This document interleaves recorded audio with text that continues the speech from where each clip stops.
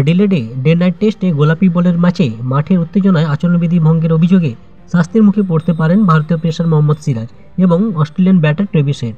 দ্বিতীয় দিনের খেলার সময় ঘটে যাওয়া ঘটনার সূত্রপাত হয় হেডের আউটের পর। সিরাজের বলে 141 বলে 140 রান করে আউট হন ট্রেভিস হেড। হেড আউট হওয়ার পর সিরাজ উত্তেজিত হয়ে তাকে মাঠের বাইরের পথ দেখিয়ে দেন।